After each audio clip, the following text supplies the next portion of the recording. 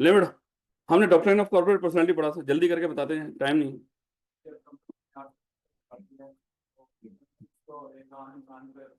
कानून खुद उसको इंसान बना देता है, ऐसे ही ठीक हो गया। बाकी तो मेरा ख्याल आप पढ़ के आए होंगे फिलहाल मेरे बच्चे, क्योंकि आज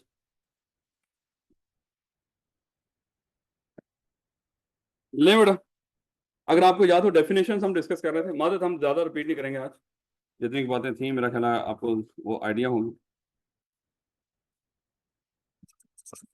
हमने कंपनी की डेफिनेशन डिस्कस की थी।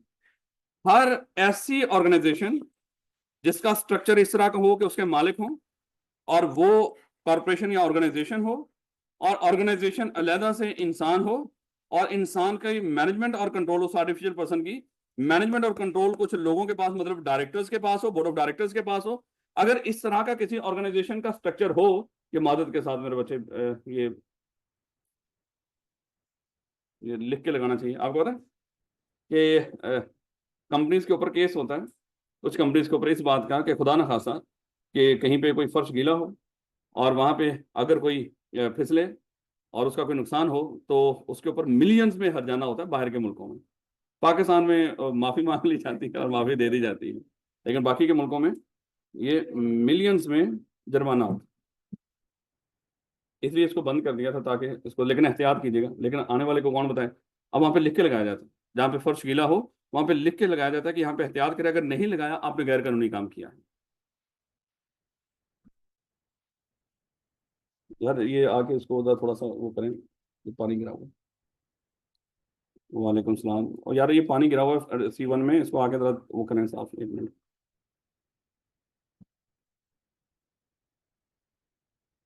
चलें, नहीं बेटा, तो किसी भी ऑर्गेनाइजेशन में अगर इस तरह का स्ट्रक्चर हो कि उसके मालिक हो और वो ऑर्गेनाइजेशन लेदा इंसान हो, और इंसानों को मैनेज करने के लिए हमने बोर्ड ऑफ डायरेक्टर अपॉइंट कर रखा हो, लाजमी नहीं कि ये क्या हो, ये कंपनी हो।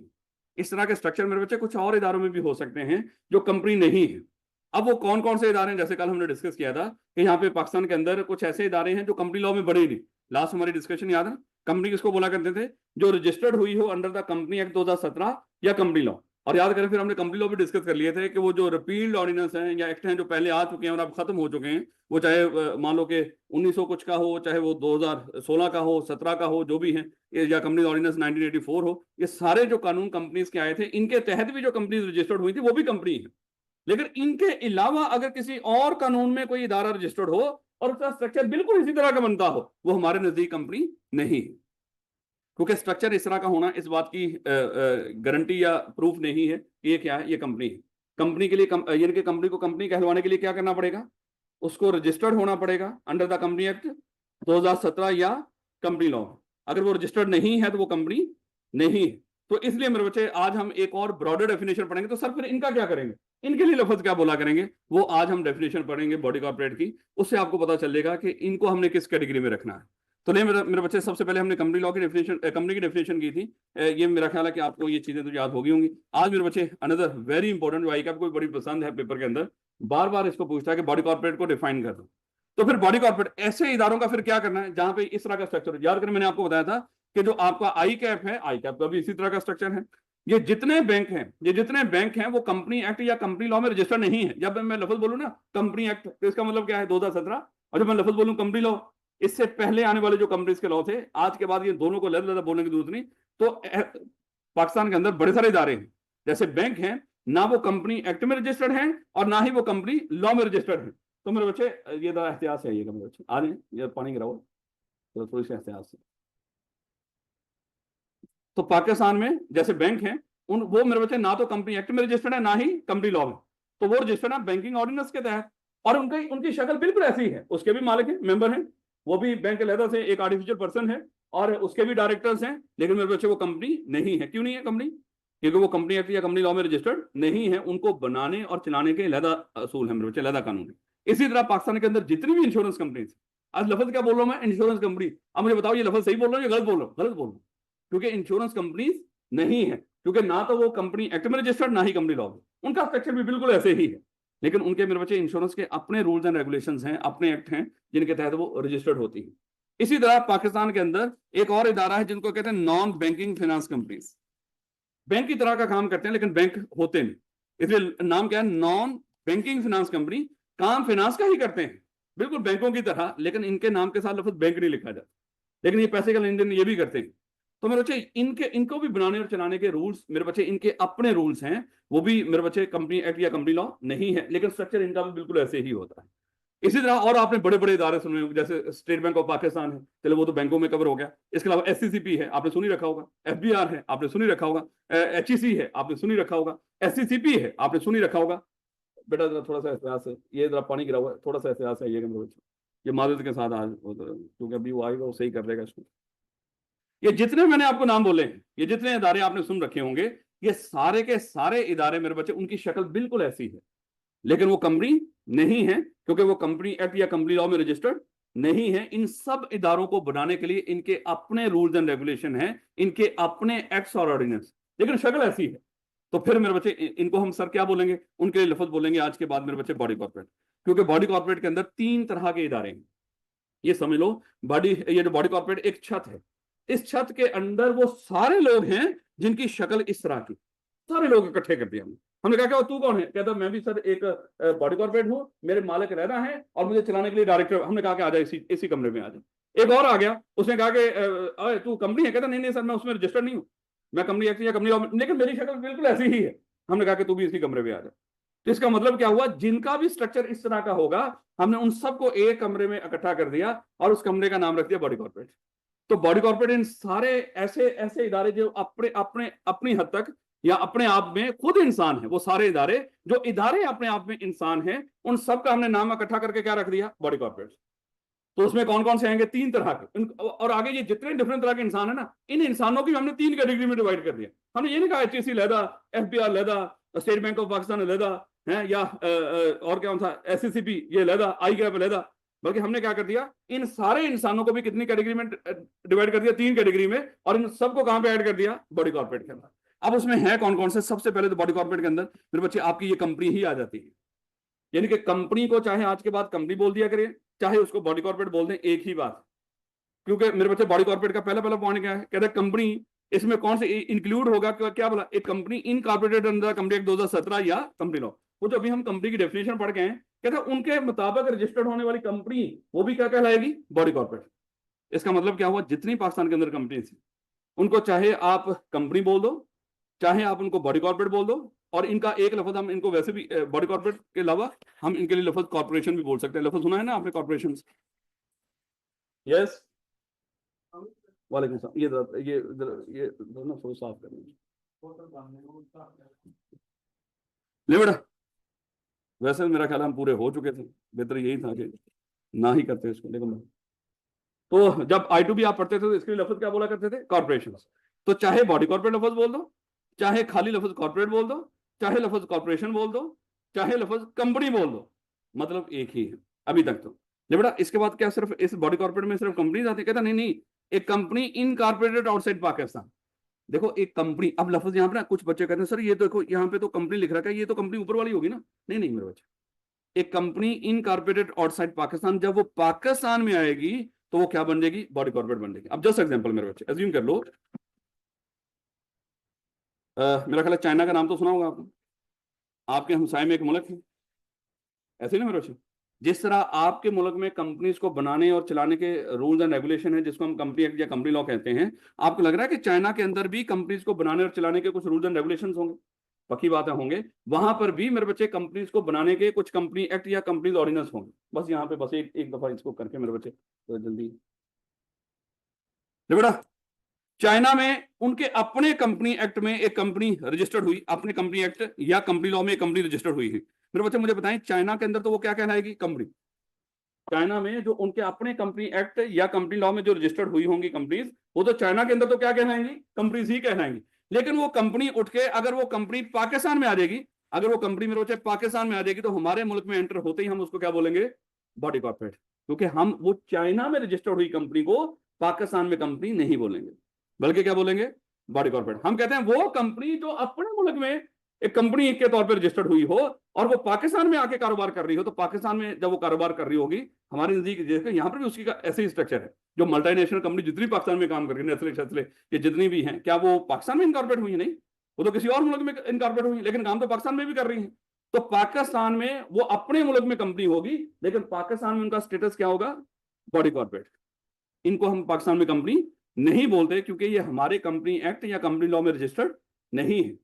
तो बॉडी कॉर्पोरेट में कौन कौन से इदारे शामिल होंगे? जो पाकिस्तान के अंदर कंपनीज के तौर पर रजिस्टर्ड होते हैं वो भी बॉडी कॉर्पोरेट होते हैं, वो बॉडी कॉर्पोरेट भी होते हैं, कंपनी भी होती है।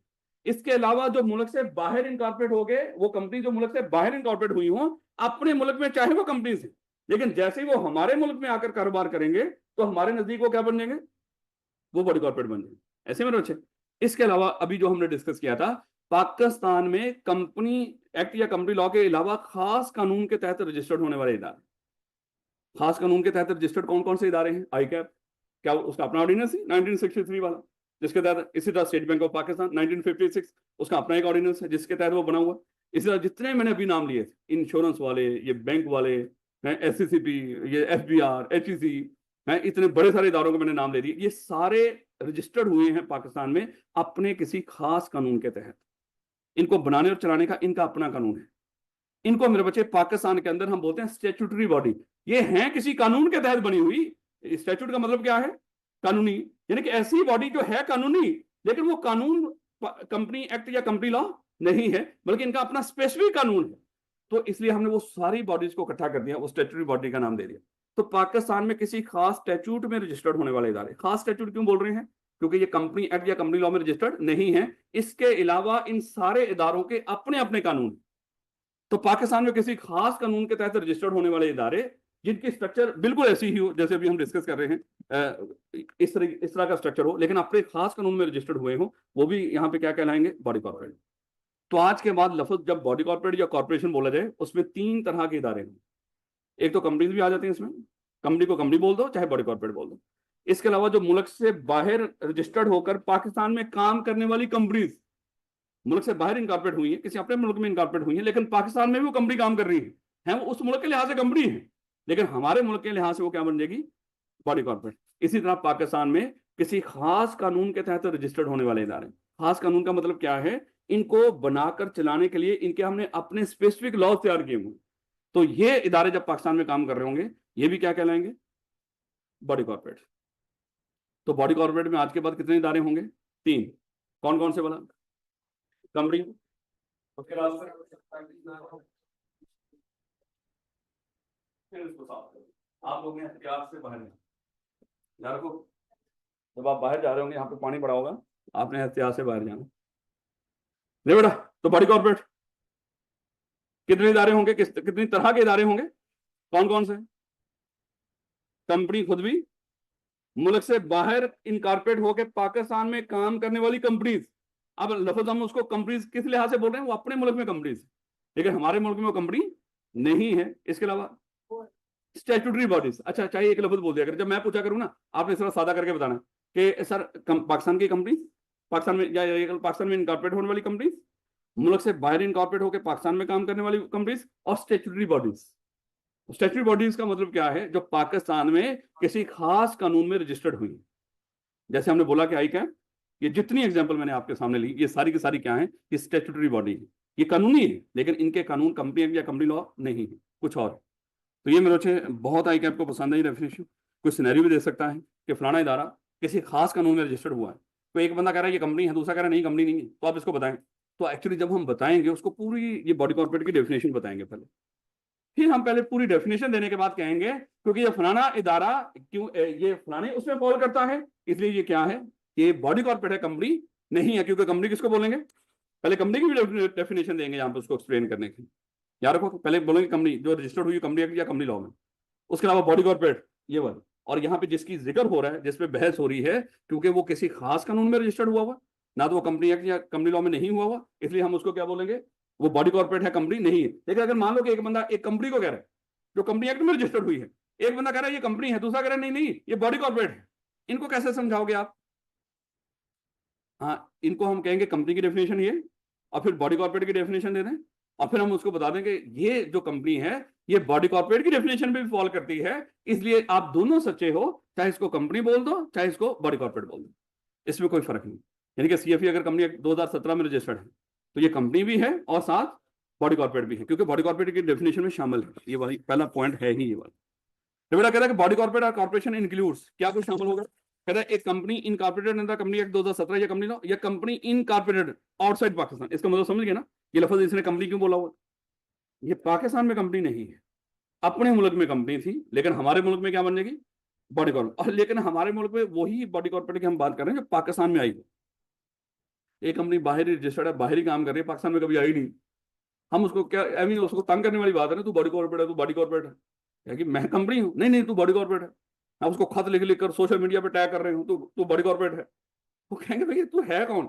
मैं पाकिस्तानी हूँ, तू बॉडी कॉर्पोरेट है। वो कहेंगे यार तू पागल हो गया है। लेकिन अगर वो पाकिस्तान में आए तो फिर बोल दो उसको कि अब आप क्या हो? Body corporate. अपने मुल्क में वो कंपनी ही है। उसके बाद तीसरा स्टैट्यूटरी बॉडी हमने डिस्कस किया। A body corporate declare, a body corporate declared as body corporate in the relevant statute. एक बॉडी कॉर्पोरेट है जो हमने बिल्कुल उसी तरह का इदारा बनाया और उसको उसके रेलिवेंट कानून ने कह दिया है कि ये क्या है, ये बॉडी कॉर्पोरेट, तो फिर भी हम उसको बॉडी कॉर्पोरेट ही मानेंगे। यानी कि ऐसा इदारा जो किसी खास कानून में रजिस्टर्ड हो और वो कानून उसको कह रहा हो कि तू बॉडी कॉर्पोरेट है, तुझे पता है। यानी कि बैंक जो भी बनने जा, आप कल बैंक बनाने जाते हैं, आपने बैंक रजिस्टर करवा लिया, तो जब आपने बैंक रजिस्टर करा लिया, उन्होंने कहा कि आपको पता है कि अब आप कौन हो? आप एक बॉडी कॉर्पोरेट हो। आपके नहीं नहीं नहीं सर, मैं तो बैंकर हूँ। तो मेरे से चपेड़े पड़ेंगे कि नहीं? कहेंगे वो क्या बोलेंगे, आप क्या हो? बॉडी कॉर्पोरेट हो, क्योंकि आप किस कानून के तहत रजिस्टर्ड हुए हो? पाकिस्तान में बैंकिंग जो भी रूल्स एंड रेगुलेशन उसके तहत रजिस्टर्ड हो, तो आप क्या हो? बैंक यानी कि बॉडी कॉर्पोरेट भी हो। तो याद रखना क्या क्या बोल रहा है, कहता है कि body corporate, a body corporate declared as body corporate in the relevant statute. यानी कि पाकिस्तान में कुछ खास कानून हैं, उन कवानीन के तहत जो बॉडी भी रजिस्टर्ड होती है वो भी क्या बन जाती है? वो बॉडी कॉर्पोरेट ही बन जाती है। पाकिस्तान में कुछ खास रेलिवेंट स्टैट्यूट हैं, अगर कोई इदारा कोई बॉडी कॉर्पोरेट उन कवानीन के तहत पाकिस्तान में रजिस्टर्ड हो जाए तो वो भी बॉडी कॉर्पोरेट की डेफिनेशन में आ जाता है। जिस तरह मैंने इतने सारे नाम लिए आपके सामने, याद रखोगे ना। लेकिन बट डज नॉट इंक्लूड। अच्छा, हमारी यहाँ पे इस तरह की जब भी कोई बात आ जाए ना कि ऊपर उसने कॉर्पोरेट बॉडी कॉर्पोरेट की डेफिनेशन दी और नीचे उसने क्या कह दिया, बट डज नॉट इंक्लूड, लेकिन इसमें ये शामिल नहीं है। इसका मतलब क्या हुआ? बाय डेफिनेशन ये भी क्या थे? ये भी बॉडी कॉर्पोरेट थे। ये जो जिनको निकाल रहा है बाय डेफिनेशन, ऊपर की डेफिनेशन के मुताबिक ये भी क्या थे? ये भी बॉडी कॉर्पोरेट थे, ये भी किसी खास कानून के तहत रजिस्टर्ड हुए हैं। लेकिन मेरे बच्चे यहाँ पे उन्होंने कह दिया इसको हम बॉडी कॉर्पोरेट नहीं मानेंगे। जब इसको इनकार कर दिया ना, इसको हम बॉडी कॉर्पोरेट नहीं मानेंगे, तो इसका मतलब क्या हुआ? इसका वो ये वाला स्ट्रक्चर नहीं मानेंगे, क्योंकि जिसमें भी ये वाला स्ट्रक्चर होगा वो बॉडी कॉर्पोरेट है। और अगर कोई इदारा खास कानून के तहत रजिस्टर्ड भी हुआ हो और हमारी गवर्नमेंट आके उसको कह दे भाई इसको हम बॉडी कॉर्पोरेट नहीं मानते, इसका मतलब क्या हुआ? उसका ये स्ट्रक्चर नहीं मानते। इसका मतलब क्या हुआ? वो चाहे किसी खास कानून में रजिस्टर्ड हुए भी हों, उसके बावजूद उस कंपनी के बनाने और उस कंपनी के चलाने या उस कंपनी में किसी तरह की कोई सेपरेशन नहीं है, वहां पे लिमिटेड लायबिलिटी नहीं है, वहां पे मेरे बच्चे परपेचुअल सक्सेशन नहीं है। याद रखोगे इस बात को कि जहां पे उन्होंने कह दिया बट डज नॉट इंक्लूड, कहता है ये वाले इदारे शामिल नहीं होंगे। हमने कहा कि क्यों? कहता कि हम अगरचे ये इस तरह के बनते थे, लेकिन उन्होंने कहा कि हमने इन लोगों को यहाँ पे लिमिटेड लायबिलिटी अलाउ ही नहीं करती। शायद उनका इरादा ये, या वो चाहते हो कि इदारा मालिकों से लदा हो ही नहीं, शायद ये चाहते हो। क्योंकि जब उन्होंने मना कर दिया ये बॉडी कॉर्पोरेट नहीं है, इसका मतलब क्या हुआ? इनमें ये सेपरेशन नहीं। याद रखोगे इस बात को। बने वो भी किसी खास कानून में ही होंगे, लेकिन उन्होंने कह दिया, जब गवर्नमेंट खुद कहते डेफिनेशन डिफाइन कर दे कि इसमें ये शामिल नहीं है, इसका मतलब बाय डेफिनेशन वो बनते थे, लेकिन उन्होंने खुद निकाल दिया। तो जब गवर्नमेंट कह रही हो निकाल दे कानून बना के, तो उसको आपने क्या करना है? निकाल देना है।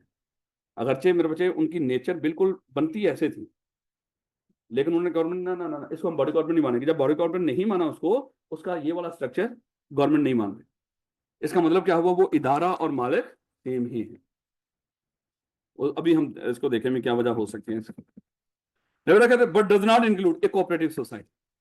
पहले तो कोऑपरेटिव शायद बचपन में आप पढ़ के आए, याद रखने आई2बी के अंदर आपने कोऑपरेटिव पढ़ा। तो कोऑपरेटिव होता क्या था? लफ्ज तो आया था ना कम से कम कई दफा वहां पे, वैसे थोड़ा सा एक्सप्लेन भी किया था उसमें, लेकिन सर हमने तो पढ़ा ही नहीं पढ़ी ये आई2बी। पढ़ा था लेकिन सर वो पास करने के इरादे से वो वैसे ही पास हो जाता।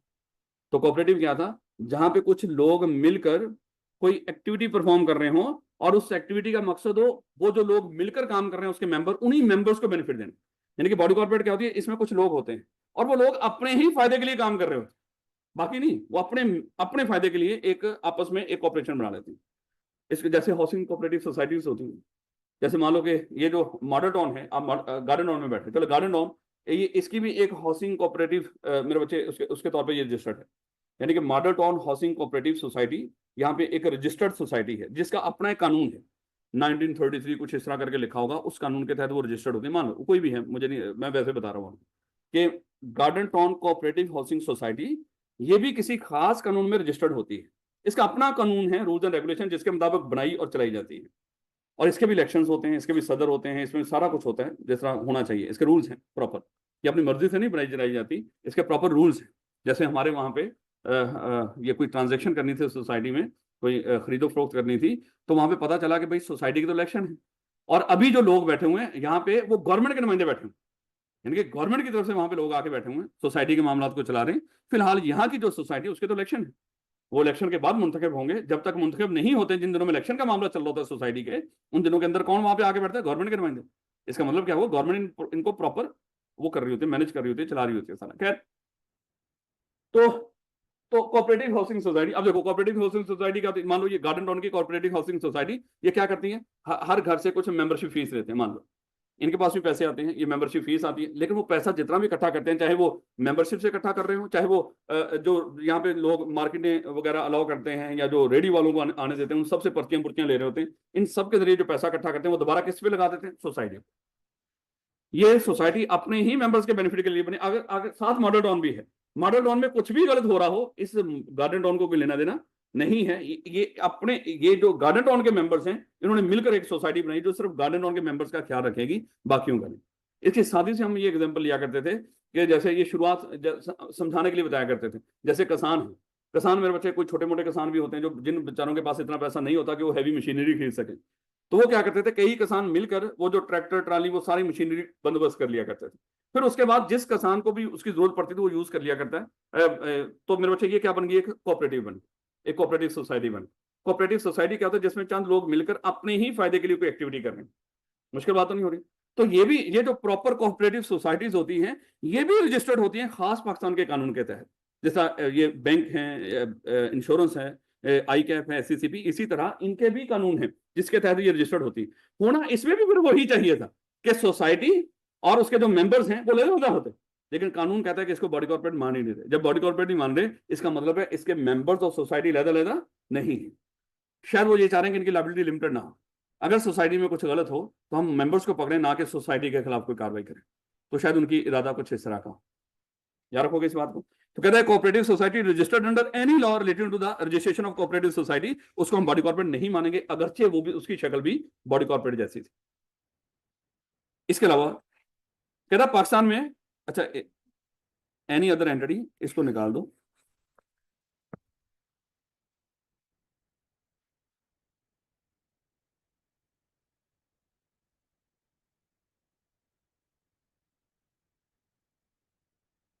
कहता है एनी अदर एंटिटी, इसके अलावा कोई भी इदारा which the concern minister of the federal government. देखो सूबाई गवर्नमेंट की बात नहीं कर रहा है यहाँ पे, पेपर में थोड़ा सा गौर रखना है। जब वो पेपर में आपको फंसाता है ना, क्योंकि इतना गौर करके हमने अल्फाज पढ़े नहीं होते हैं, MCQs के अंदर होगा कि कौन सा यहाँ पे बॉडी कॉर्पोरेट नहीं कह रहा है, और नीचे 4 ऑप्शन आ रहे होंगे। अगर किसी एंटिटी को कोई भी जो प्रोविंशियल मिनिस्टर है वो उसको कह देगा कि इसको हम बॉडी कॉर्पोरेट नहीं मानते, तो क्या उसको नहीं मानोगे? नहीं, किसने कहना है? फेडरल गवर्नमेंट ने। तो एनी कंसर्न मिनिस्टर, कोई भी relevant minister of the federal government में by notification specify in this behalf, यानी कि कोई और इदारा जिसको हमारी फेडरल गवर्नमेंट का कंसर्न मिनिस्टर कह दे कि ये फलाना जो इदारा है इसको बॉडी कॉर्पोरेट नहीं मानना, तो उसको बॉडी कॉर्पोरेट नहीं माने। और वो कौन सा इदारा है? ये वाले मेरे बच्चे, ये वाले दो। कौन से इदारों की बात हो रही है यहाँ पे? एनी अदर एंटिटी का यहाँ पे मतलब क्या है? ये वाले 2 इदारे। और ये वाले 2 इदारे कौन से हैं? अगर कोई कंपनी मुल्क से बाहर इनकॉर्पोरेट होकर पाकिस्तान में काम कर रही है, और हमारा फेडरल मिनिस्टर का जो कंसर्न मिनिस्टर है, वो चाहे बाय डेफिनेशन वो क्या थी, वो बॉडी कॉर्पोरेट थी, लेकिन हमारा कंसर्न मिनिस्टर ने कह दिया भाई इसको हमने बॉडी कॉर्पोरेट नहीं मानना। चाइना की कोई भी कंपनी पाकिस्तान में काम कर रही है, वो बॉडी कॉर्पोरेट थी, लेकिन हमारे मिनिस्टर ने कह दिया इसको हमने बॉडी कॉर्पोरेट नहीं मानना, तो उसको हम बॉडी कॉर्पोरेट नहीं माने। उसके अलावा पाकिस्तान में किसी खास कानून में रजिस्टर्ड हुआ, आई क्या पाकिस्तान में खास कानून में रजिस्टर्ड हुआ एक बॉडी कॉर्पोरेट है, लेकिन हमारे कंसर्न फेडरल गवर्नमेंट के कंसर्न मिनिस्टर ने कह दिया आई कैप को, अब एग्जांपल दे रहा हूं मैं आपको जस्ट, कि आई कैप को हमने बॉडी कॉर्पोरेट नहीं मानना, तो उसको हम बॉडी कॉर्पोरेट नहीं माने। याद रखोगे। लेकिन ये जो कंसर्न मिनिस्टर है, इसकी ये औकात नहीं है कि पाकिस्तान के कानून के तहत रजिस्टर्ड होने वाली कंपनी, यानी कि कंपनी एक्ट 2017 या कंपनी लॉ में अगर कोई कंपनी रजिस्टर्ड हुई हो, उसको ये कहे कि बॉडी कॉर्पोरेट नहीं मानेंगे, इसकी ये औकात नहीं। जो कंपनी एक्ट या कंपनी लॉ में जो कंपनी रजिस्टर्ड हो गई, वो पक्की बात है बॉडी कॉर्पोरेट। उसको कोई मिनिस्टर ये नहीं कह सकता कि हम इसको बॉडी कॉर्पोरेट नहीं मानते। जो कंपनी भी पाकिस्तान में रजिस्टर्ड होगी वो क्या है, वो बाय डेफिनेशन बॉडी कॉर्पोरेट है और बॉडी कॉर्पोरेट ही रहे। याद रखोगे इस बात को। उसको मिनिस्टर को हमने ये अल्फाज अब जरा इसके साथ मिलाओ, कहते हैं any other entity not being a company as defined in the company act 2017 और other company law for the time में। यानी कि वो कंपनी को निकाल के, ये जो मिनिस्टर जिसको मना करेगा इसमें हमने बॉडी कॉर्पोरेट नहीं मानना इस एंटिटी को, उसमें कौन शामिल नहीं होगा, उसमें कंपनी। यानी कि ये पहला पॉइंट शामिल नहीं होगा। ये जो वो दे रखे हैं एक्सेप्शंस बॉडी कॉर्पोरेट की, उसमें मेरे बच्चे ये दूसरे पॉइंट के अंदर पहला पॉइंट उसने निकाल दिया। उसके बाद कहा कि हमारी गवर्नमेंट का, फेडरल गवर्नमेंट का कंसर्न मिनिस्टर अगर किसी और बॉडी कॉर्पोरेट को या और एंटिटी को, और वो कौन सी एंटिटी रहेगी पीछे, ये वाले दो, यानी कि पाकिस्तान से बाहर रजिस्टर्ड होकर पाकिस्तान में काम कर रही हो, और या पाकिस्तान में किसी कंपनी लॉ के अलावा किसी खास कानून में रजिस्टर्ड होने वाले इदारा, चाहे वो बॉडी कॉर्पोरेट बन रहा था लेकिन मिनिस्टर ने कह दिया इसको बॉडी कॉर्पोरेट नहीं मानेंगे, तो उसको बॉडी कॉर्पोरेट नहीं माने। तो इसमें कई वजूहात हो सकते हैं। वही बात मेरे बच्चे, शायद वो मेंबर्स की लायबिलिटी अनलिमिटेड रखना चाह रहे हैं, कुछ इस तरह के मामला, या उसको आर्टिफिशियल पर्सन मानना नहीं चाह रहे। याद रखोगे इस बात। अभी हमने पढ़ा मेरे बच्चे बॉडी कॉर्पोरेट की डेफिनेशन। तो बॉडी कॉर्पोरेट को चाहे कॉर्पोरेशन बोल दो, चाहे कॉर्पोरेट बोल दो, चाहे बॉडी कॉर्पोरेट बोल दो, लेकिन मेरे बच्चे हर बॉडी कॉर्पोरेट को कंपनी नहीं बोल दो। लेकिन हर कंपनी बॉडी कॉर्पोरेट होती है, लेकिन हर बॉडी कॉर्पोरेट कंपनी नहीं होती। तो हमने कहा कि बॉडी कॉर्पोरेट में 3 तरह के इदारे शामिल हों, और वो 3 तरह के इदारे कौन कौन से।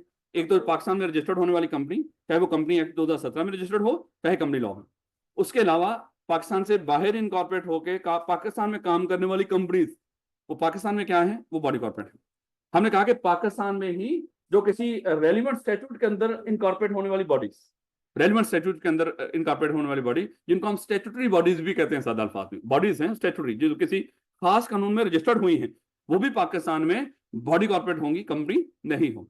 लेकिन मेरे बच्चे कुछ और भी थे जो बनते थे डेफिनेशन के मुताबिक बॉडी कॉर्पोरेट, लेकिन कानून ने उसको स्पेसिफिकली निकाल दिया बीच में से कि जितनी भी कोऑपरेटिव सोसाइटी हैं, जो किसी लॉ के तहत भी कोऑपरेटिव के जो लॉज हैं, सोसाइटीज के जो लॉ हैं उसके तहत रजिस्टर्ड हुई हो, वो पाकिस्तान में बॉडी कॉर्पोरेट नहीं हो। या कोई भी एंटिटी स्वाय कंपनी की, और कंपनी का मतलब क्या है, कंपनी एक्ट या कंपनी लॉ में रजिस्टर्ड होने वाली। उसके अलावा अगर कोई और एंटिटी, और कोई और कौन सी बच जाती है, अभी हमने डिस्कस किया ये 2 वाली। तो इन 2 में से किसी भी बॉडी कॉर्पोरेट को अगर हमारा रेलिवेंट जो मिनिस्टर होगा फेडरल गवर्नमेंट का, वो कह दे हम बॉडी कॉर्पोरेट नहीं मानेंगे, इसको निकालने डेफिनेशन से, तो वो भी नहीं। अब उसने बता नहीं रखा यहाँ पे, तो अगर बोलेगा तो कहीं निकाल देंगे, उसको नहीं मानेगा उसको। लेकिन वो उसको नहीं वो करेगा रिमूव जो कंपनी एक्ट 2017 में, क्योंकि उनके अपने कानून है। वो कंपनी के तौर पे अगर किसी को डीलिस्ट करना है तो उनके अपने रूल्स हैं, उसके मुताबिक उसको डीलिस्ट कर देंगे। लेकिन ये नहीं होगा कि मिनिस्टर एक बैठा बैठा कह रहा हो फलानी कंपनी को हम कंपनी नहीं मानते। तू कौन होता है भाई, जिसने पाकिस्तान के कानून के तहत जो कंपनी रजिस्टर्ड हुई हो, आप कैसे उसको कह सकते हैं ये, अगर नहीं है वो कंपनी कोई ऐसी वैसी हरकतें कर रही है, उसका पूरा तरीकाकार है, एससीसीपी उसको देखे और उसके बाद क्या करते हैं, उसको डिलीट करवा दे। तो ये तो नहीं कि मिनिस्टर खुद कह देगा, ऐलान कर देगा उसको। याद रखोगे इस बात को, ये बॉडी कॉर्पोरेट की डेफिनेशन याद रखें। अभी आपने मेरे बच्चे पढ़ा बॉडी कॉर्पोरेट की डेफिनेशन, तो बताएंगे जरा बॉडी कॉर्पोरेट की डेफिनेशन में कितनी तरह के इदारे हैं। सादा अल्फाज में, कंपनी मुल्क से बाहर इनकॉर्पोरेट होकर पाकिस्तान में काम करने वाली, या जिसको सादा अल्फाज में हम कह सकते हैं फॉरेन कंपनी है, इस तरह कह रहा हूँ, फॉरेन कंपनी और स्टैट्यूटरी बॉडी, यानी कि इंतहाई सादा अल्फाज, company, foreign company, statutory body. आप बाकी पेपर में ये नहीं लिखी आज है, company, foreign company, statutory body. Paper में वही बातें लिखनी है जो किताब के अंदर दे रखी है। और किसको बॉडी कॉर्पोरेट की डेफिनेशन में शामिल नहीं करना, कोऑपरेटिव सोसाइटीज, उसके बाद जिसको federal minister, concern federal minister कह दे, उसको नहीं मानना, कंपनी के अलावा। याद रखोगे इन बातों को, मुश्किल तो ना। किनको नहीं मानना हमने बॉडी कॉर्पोरेट, कोऑपरेटिव सोसाइटी, और जिनको मिनिस्टर कह दे। लेकिन मिनिस्टर किसको नहीं कह सकता कि ये बॉडी कॉर्पोरेट नहीं है, जो कंपनी रजिस्टर्ड हुई है। और किसको आप बॉडी कॉर्पोरेट मानेंगे, कंपनी को, फॉरेन कंपनी को और स्टैट्यूटरी बॉडी। बिल्कुल आप सही कह रहे हो, आप ही सही कह रहे हो बिल्कुल। ले बेटा, ये आगे उसने इन्हीं बातों को एक्सप्लेन किया अपने बच्चे। कहता है कि ऊपर की डेफिनेशन को अगर हम एनालाइज करें, a literal meaning of body corporate is artificial legal person, यानी कि जहां पे लफ्ज बॉडी कॉर्पोरेट का बोला जाए ना, इसका मतलब क्या है, आर्टिफिशियल लीगल पर्सन। यानी कि बॉडी कॉर्पोरेट में मैं बार बोल रहा हूँ मेरे बच्चे, बॉडी कॉर्पोरेट में मेंबर्स बनाने वाले और वो इदारे दोनों क्या हैं, अलग अलग। जहां पे ये स्ट्रक्चर होता है वहीं पे लफ्ज क्या बोला जाता है, बॉडी कॉर्पोरेट। जहां पे ये स्ट्रक्चर, इसका मतलब क्या हुआ, ये जो आपकी फर्म्स हैं चार्टर्ड अकाउंटेंट फर्म्स, ये बॉडी कॉर्पोरेट नहीं है। क्यों? क्योंकि वहां पे मेंबर्स और फर्म अलग अलग नहीं है। इनके साथ अल्फाज में पार्टनरशिप बिजनेस या सोल ट्रेडर, ये बॉडी कॉर्पोरेट या कॉर्पोरेशन नहीं होते। क्यों? क्योंकि इनमें ये स्ट्रक्चर ही नहीं होता, मालिक और जो इदारा है वो अलग अलग नहीं होते। याद रखोगे इस बात को। कहता है कि and there for every company जो ऊपर इज आल्सो बॉडी कॉर्पोरेट, क्योंकि वहां पे ये स्ट्रक्चर होते हैं। बॉडी कॉर्पोरेट का मतलब क्या है, ये वाला स्ट्रक्चर, मालिक और इदारा अलग अलग। और इदारा क्या हो, खुद एक इंसान, उसको हम क्या, ऐसी शक्ल को क्या बोलते हैं, ये एक बॉडी कॉर्पोरेट। और बॉडी कॉर्पोरेट में कहता है कि इसलिए कंपनी के में यही शक्ल बनती है, इसलिए कंपनी भी क्या है, body corporate. However, the definition of body corporate is broader, and in addition to companies registered in Pakistan, it also includes companies registered in foreign countries and statutory body corporation. यानी कि इसमें foreign companies भी आ गई, और जो पाकिस्तान के अंदर जो स्टेटरी बॉडी कॉर्पोरेशन कॉर्पोरेट या कॉर्पोरेशन है वो भी आ गई। फॉर एग्जांपल कहता है स्टेट बैंक ऑफ पाकिस्तान, ये कॉन्स्टिट्यूट हुआ under the state Bank of Pakistan act 1956। यानी कि कंपनी एक्ट 2017 या उससे पहले वाली कंपनी लॉ में रजिस्टर्ड नहीं हुआ, बल्कि स्टेट बैंक ऑफ पाकिस्तान, ये state Bank of Pakistan act 1956 में रजिस्टर्ड हुआ, उसी के तहत बनाया और चलाया जा रहा है। तो इसका मतलब ये क्या है, ये स्ट्रक्चर इसका ऐसे ही है जैसे ऊपर बना हुआ। ये बैंक अलग है, इसके मालिक अलग है। इसके मालिक कौन है वैसे, गवर्नमेंट, ऐसे ही ना, स्टेट का इदारा है ना, स्टेट बैंक ऑफ पाकिस्तान नाम के साथ लिखा नजर आ रहा है, ये किसका इदारा है, स्टेट का। इसके मालिक कौन है, गवर्नमेंट। लेकिन गवर्नमेंट अलग है और ये इदारा अलग है, और गवर्नमेंट की लायबिलिटी कैसी है, लिमिटेड। लेकिन इसमें और बड़ा सारे मामला है, इसके अपने रूल्स एंड रेगुलेशन है, इसके और बड़े सारे मामला है। पहले बैंक आया करते थे, बना करते थे, लोगों का पैसा लूट कर निकल जाया करते थे, और लोगों की सारी जिंदगी की जमा पूंजी ले जाया करते थे। उसके बाद ये स्टेट बैंक वाला ये सारा कॉन्सेप्ट आ गया। अब स्टेट बैंक ऑफ पाकिस्तान इस रियासत के अंदर उसकी गारंटी है कि जो बैंक बनेगा वो हमारी इजाजत से बनेगा पहले नंबर पे तो, और उसके बाद अगर उस बैंक ने किसी लोगों का नुकसान पहुंचाया वो नुकसान हम पूरा करेंगे। तो ये फिर वो एक पूरा सिस्टम बना जिसके तहत ये सारा चला। नहीं तो पहले सबसे ज्यादा जो फ्रॉड करते थे वो बैंक, अब बैंकों के बाद जो सबसे ज्यादा फ्रॉड करने वाले आए वो हाउसिंग सोसाइटीज हैं। तो एंड देखो कुल अब्दुल्ला सोसाइटी का नाम बड़े बड़े उस पर लिखा हुआ बिल बोर्ड्स के ऊपर, वो है ही नहीं। और बेचारे मासूम लोगों से करोड़ों अरबों रुपया लेकर वो गायब हो जाते, और रियासत कुछ नहीं करती, क्योंकि सारे तगड़े लोग जितने भी हैं इन सब लोगों ने सोसाइटीज ही बना रखी है। या गवर्नमेंट इतनी माशाल्लाह निकम्मी है, खा पी के पैसे, इनके खिलाफ कोई कार्रवाई नहीं होती। However, for the purpose of Company Act 2017, a cooperative society shall not be considered a body corporate.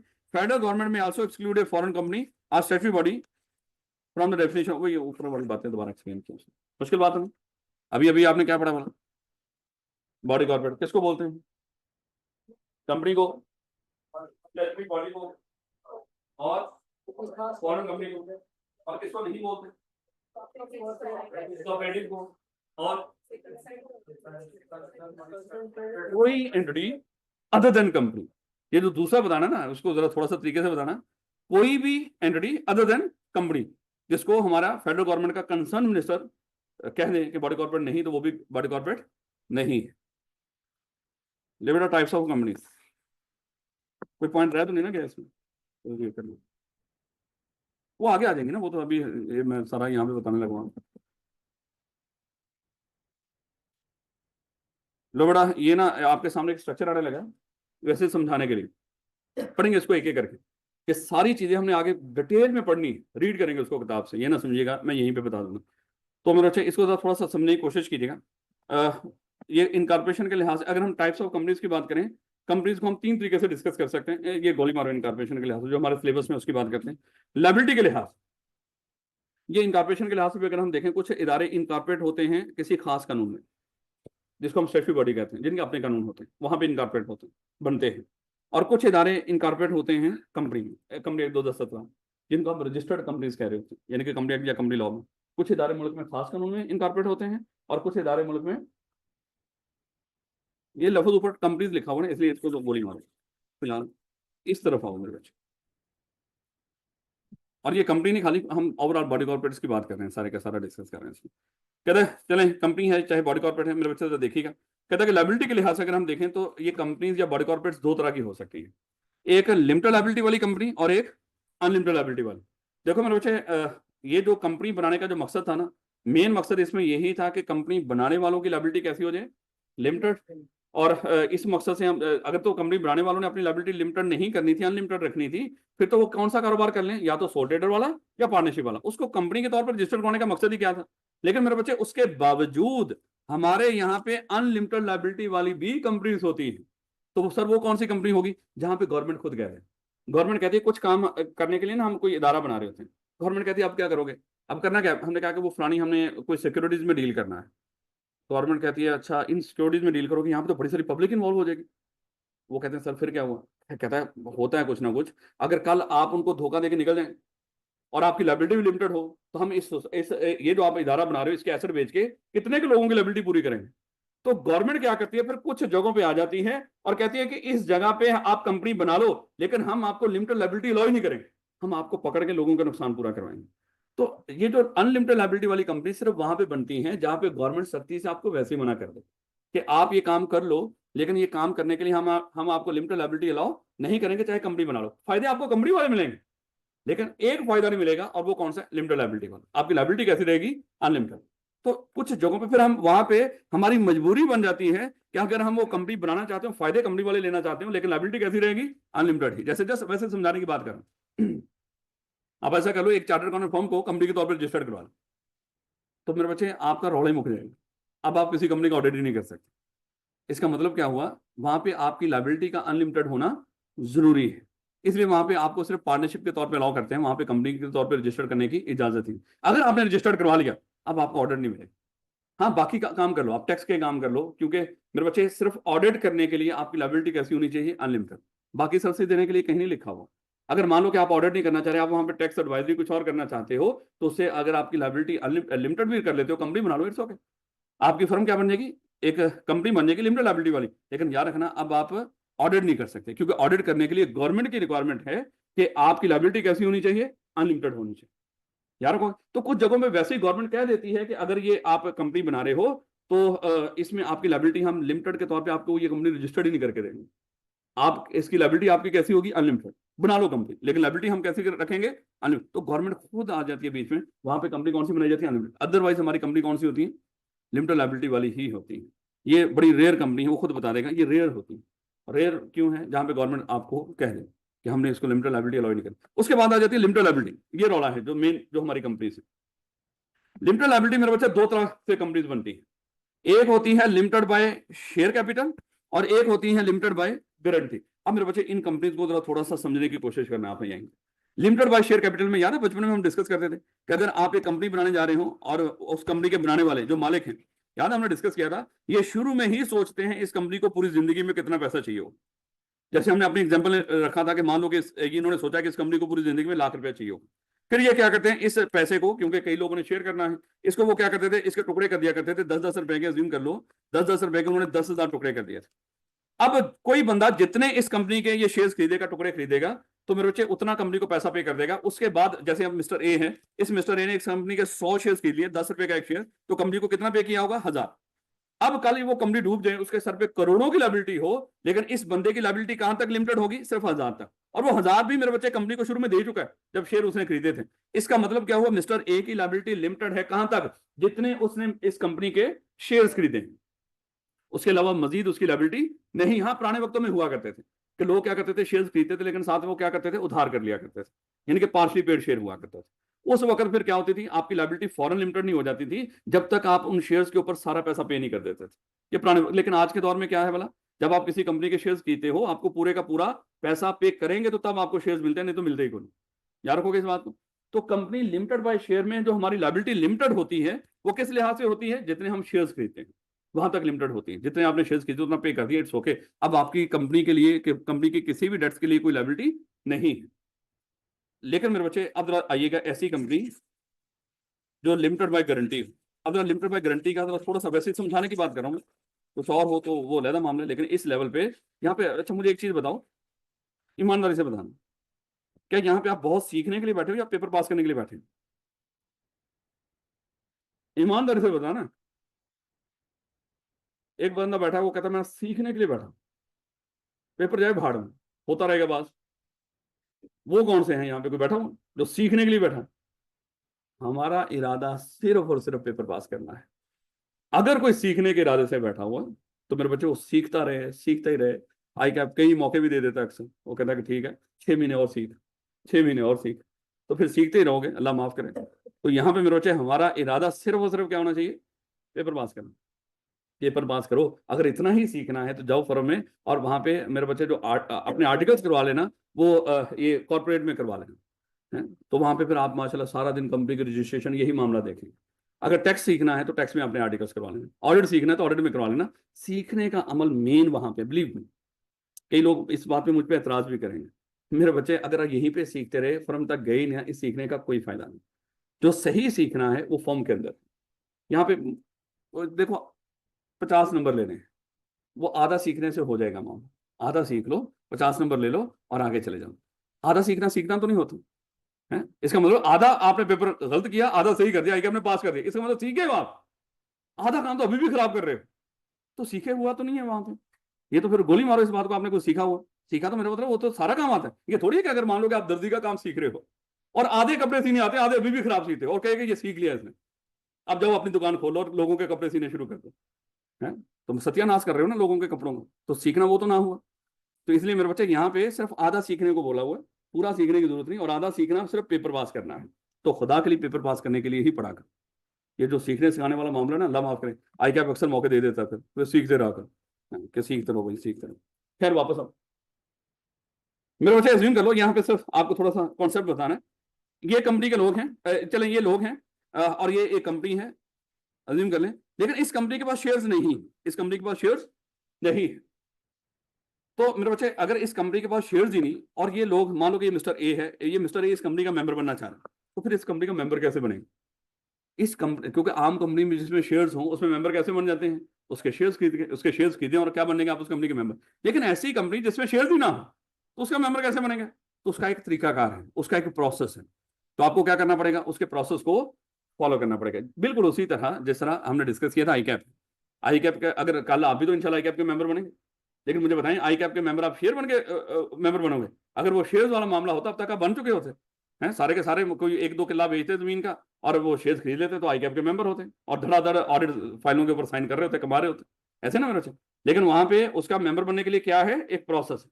अब मुझे बताओ, क्या आई कैप के मेंबर्स की कोई डायरेक्टरी, कोई रजिस्टर्ड है? बिल्कुल, आई कैप के मेंबर का एक रजिस्टर है। जो भी गारंटी लिमिटेड कंपनी होती है इस तरह की, जो भी कंपनी हो, हर कंपनी के मेंबर्स का एक रजिस्टर होता है। अगर तो कंपनी हैविंग शेयर कैपिटल हो, तो जो बंदा भी उस कंपनी के शेयर खरीद लेता है और कंपनी को अप्लाई कर देता है, मैंने अब शेयर खरीद लिए फलाने बंदे से, अब मेरा नाम मेंबर के तौर पे रिकॉर्ड कर लो, तो वो कंपनी क्या करती है, हैविंग शेयर वाली भी, वो क्या करेगी? मेंबर के रजिस्टर में उस बंदे का मेंबर के तौर पे नाम दर्ज करवा देती है। हर कंपनी के मेंबर का समझ लो रजिस्टर होता है जिसमें मेंबर का नाम आ रहा होता है। हैविंग शेयर कैपिटल में आप उस रजिस्टर में नाम कैसे दर्ज करवा सकते हो? उस कंपनी के शेयर खरीद। लेकिन अगर एक ऐसी कंपनी हो जिसमें शेयर ही ना हो, तो उसके रजिस्टर में कैसे नाम दर्ज करवाओगे? उसका प्रोसेस फॉलो करो। और प्रोसेस अज्यूम कर लो, जैसे आई कैप क्या कहता है, इस मेंबर के रजिस्टर में आपका नाम आ जाएगा, लेकिन आप क्या करो, वो सारे जो हमारी स्टेजेस हैं वो सारी स्टेजेस पास करो। उसके बाद आप जो 3.5 साल के आर्टिकल्स हैं वो आर्टिकल्स कंप्लीट करो, और उसके बाद हमारे पास अप्लाई करो। हम क्या करेंगे, आपको मेंबर के रजिस्टर में आपका नाम दर्ज कर लेंगे, और आप भी क्या बन जाओगे? आई कैप के मेंबर बन जाओगे। सेम बाकी कंपनीज का कोई ना कोई प्रोसेस होगा। जैसे, और ये जो कंपनीज होती है ना गारंटी लिमिटेड, ये मोस्टली मेरे बच्चे ये जो जिम खाना है, जो क्लब्स वगैरह हैं, ये वाले होते हैं।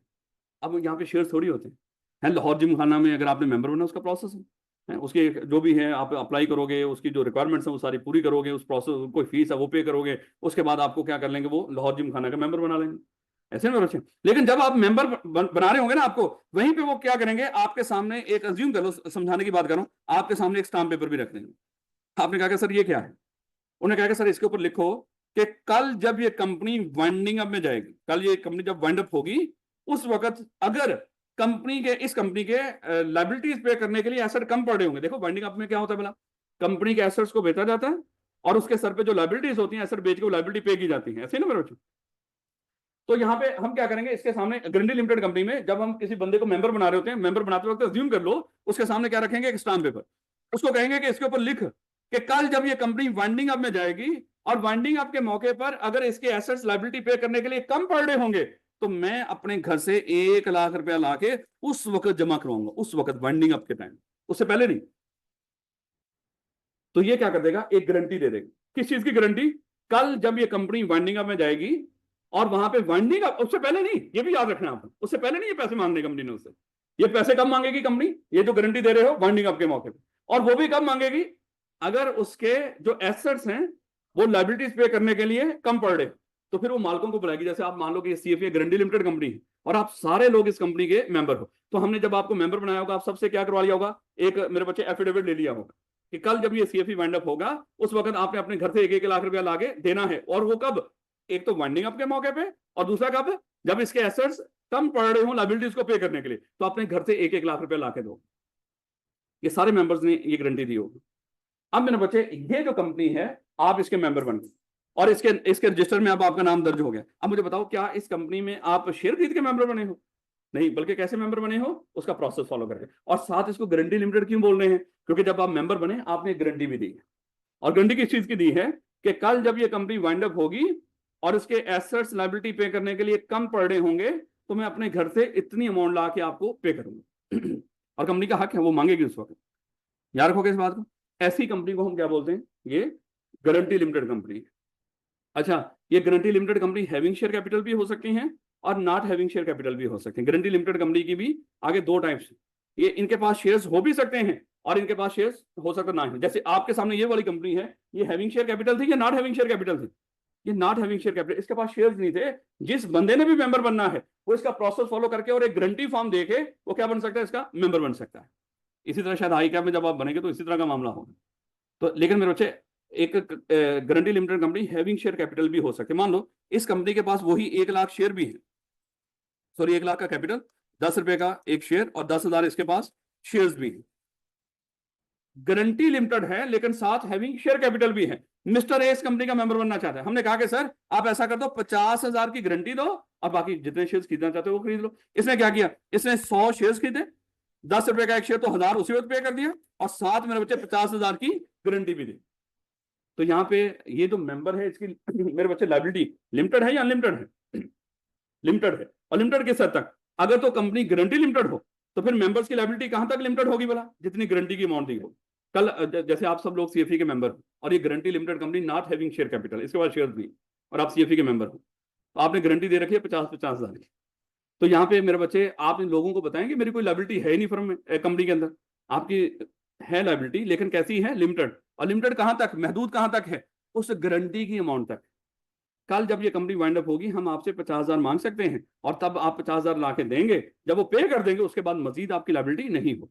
मान लो कि आपने पे कर दिया, उसके बाद भी अभी भी कंपनी पे लाखों करोड़ों की लायबिलिटी है, क्या आप कंपनी मजीद आपसे पैसे मांगेगी? नहीं, क्योंकि आपकी लायबिलिटी महदूद थी कहां तक, गारंटी की अमाउंट तक। यार कोई, गारंटी लिमिटेड में भी लायबिलिटी लिमिटेड होती है, महदूद होती है, लेकिन किस हद तक, जितनी आप मेंबर बनते वक्त गारंटी देते हैं। और अगर guarantee limited company having share capital भी हो तो फिर मेरे बच्चे कहां तक लिमिटेड होगी, जितने शेयर्स खरीदे वो तो आप वैसे ही उसी वक्त पे कर चुके होंगे, ऐसे मेरे बच्चे। तो आपकी लायबिलिटी कहां तक लिमिटेड है, शेयर्स की वैल्यू तक, अमाउंट तक, और दूसरा गारंटी की तक। शेयर्स की अमाउंट तो फौरन पे कर चुके होंगे, गारंटी की अमाउंट हमेशा कब पे करनी है। ये नहीं कि अगर guarantee limited company having share capital हो और आप सोच रहे हो उसके जो शेयर्स की वैल्यू है वो भी हम तब जाके पे करेंगे जब कंपनी वाइंडिंग अप में जाएगी। नहीं नहीं, अगर company guarantee limited company having share capital हो, शेयर्स के असूल वही है कि जब आप शेयर्स खरीदेंगे फौरन ही आप क्या करेंगे, उसकी अमाउंट पे कर देंगे। और गारंटी कब ला के देंगे, गारंटी की अमाउंट का असूल ही ये है वाइंडिंग अप पर, और उसके बाद अगर उसकी लायबिलिटीज पे करने के लिए उसके एसेट्स कम पड़ रहे। इतने शोर में बेशर्म अगर आपको नींद आ रही है तो आप बड़े सुखी हो, यकीन कर लो, जन्नती हो, बिलीव मी।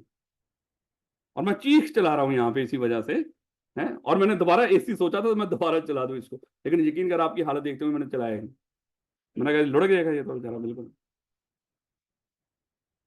लेवल है आप लोगों का, कितने पुरसकून हो हैं। अच्छी बात है वैसे नींद आना, कई लोग गोलियां खाते हैं। खुदा का खौफ करो, इतना चीख रहा हूं, व्हाट इज पॉसिबल। और मैं, यकीन कर लो मुझे, मैं बड़ी जल्दी रिटायर हो जाए ना ये पढ़ाने पर होने के मामला, स्लो में पढ़ा ही नहीं सकता।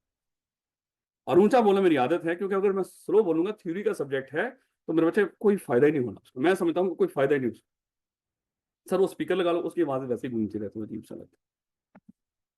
लो बेटा, टाइम हो गया तकरीबन, हो गया टाइम, छुट्टी, घर जाके सो, हैं? होना ही है ना, बेशर्मो। चले खैर, गुस्सा नहीं करना, लेकिन बहरहाल जागते रहना चाहिए मेरे बच्चे। जल्दी जल्दी जल्दी जरा, लायबिलिटी के लिहाज से कंपनी दो तरह की होती है, लिमिटेड लायबिलिटी और अनलिमिटेड। अनलिमिटेड लायबिलिटी तो मेरे बच्चे रेयर कंपनीज होती हैं, और वो भी वहां पे होती हैं जहां पे गवर्नमेंट आपको कहते हैं कि आपको लिमिटेड लायबिलिटी अलाउ ही नहीं, तो आप कौन सी कंपनी बनाओगे? Unlimited liability. और जो लिमिटेड लायबिलिटी वाली है कंपनी, वो मजीद दो तरह की होती है, लिमिटेड बाय गारंटी और लिमिटेड बाय शेयर कैपिटल। जो लिमिटेड बाय शेयर कैपिटल वो तो आम कंपनी जितनी भी है वो आपके सामने सारी नजर आ रही होती है, और जो गारंटी लिमिटेड है उसमें थोड़ा सा मामला है कि उसके मेंबर्स का भी रजिस्टर होता है। अच्छा, गारंटी लिमिटेड कंपनी में मेंबर बनने का क्या क्या तरीकाकार है? तरीकाकार ये है कि उस कंपनी के मेंबर्स के रजिस्टर में अपना नाम दर्ज करवाना है, लेकिन वो कैसे, उसका प्रोसेस फॉलो करके। और मेरे बच्चे, जब आप प्रोसेस फॉलो करके नाम दर्ज करवा रहे होंगे, साथ आपने क्या जमा करवानी है? गारंटी में। और ये जो गारंटी है आपने कब जाके कंपनी को जमा करवानी है? At the time of winding up. और वो भी कब जमा करवानी है? अगर एसेट्स कम होंगे लायबिलिटीज पे करने की, तो फिर कंपनी आपसे मांगती, चलो गारंटी दी थी ना तूने, चल ला के आओ, लेके आओ पैसे, ताकि हम लायबिलिटीज पे कर सकें। लेकिन सर लायबिलिटी अगर उसके बाद भी पड़ी हो, उसके लिए आप जिम्मेदार नहीं। तो यहीं से मेरे बच्चे कल शुरू करेंगे। और guarantee limited company having share capital भी हो सकती है और नॉट। अगर तो हैविंग शेयर कैपिटल है तो फिर गारंटी भी और साथ शेयर, और नॉट हैविंग तो फिर जस्ट गारंटी। तो यहाँ तक मेरे बच्चे इन चीज़ों को कल यहीं पे 10-15 मिनट में फिर इसको रीड करना शुरू कर देंगे। तो फिलहाल आपने बॉडी कॉर्पोरेट की डेफिनेशन को अच्छे तरीके से करना है। असाइनमेंट मुझे दे दें मेरे बच्चे।